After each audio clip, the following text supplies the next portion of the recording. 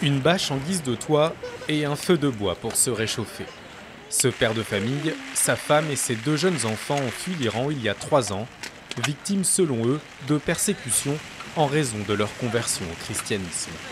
Comme eux, depuis le démantèlement de la jungle de Calais fin 2016, il serait environ 600 réfugiés à vivre dans cette ville du nord de la France. Objectif, émigrer au Royaume-Uni, mais la surveillance des routes rend désormais une traversée quasiment impossible. Ici, il y a de gros problèmes. Il fait très froid et mon fils n'arrête pas de pleurer. À l'image de cette famille bloquée en France et sans perspective, ils sont de plus en plus de réfugiés à tenter de rejoindre le territoire britannique par la mer. 40 tentatives cette année selon les autorités, dont 28 ces seules dernières semaines. Des chiffres jusqu'alors jamais vus. Les jours de beau temps, l'Angleterre est à portée de vue, une fine ligne blanche à l'horizon.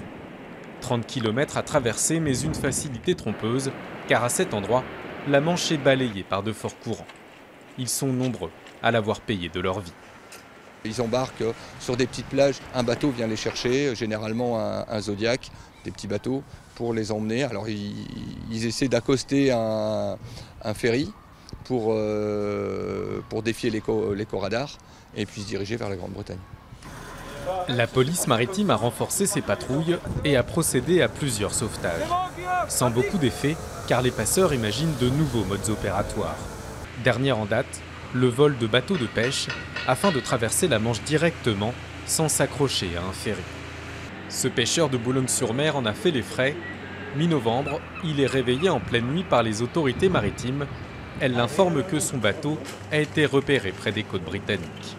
Volé quelques heures plus tôt, 17 personnes dont 3 enfants sont interpellées à bord de ce navire, endommagés durant la traversée. Les dégâts qu'il y a sur le bateau, carreaux fracturés, soucis moteurs, la passerelle, je vous explique pas dans la passerelle, c'est l'état quoi. Le préjudice s'élève à plusieurs milliers d'euros et de longs jours d'immobilisation du bateau. Nous ça nous fait mal parce que c'est notre bien, c'est notre outil de travail, ça nous touche beaucoup. Il faut l'avouer, j'ai une dent contre ça quoi. Mais bon après quand on voit pour les migrants, c'est pas de leur faute, on aurait la guerre chez nous. Et puis qu'il faudrait sauver nos enfants, puis sauver notre famille, qu'est-ce qu'on ferait? Qu'est-ce qu'on ferait? On ferait pareil. Pour endiguer ces vols, la police demande aux professionnels et aux plaisanciers de renforcer la surveillance de leurs embarcations. Des marins inquiets de devenir la cible de nouveaux réseaux de passeurs et de nouvelles routes de migration.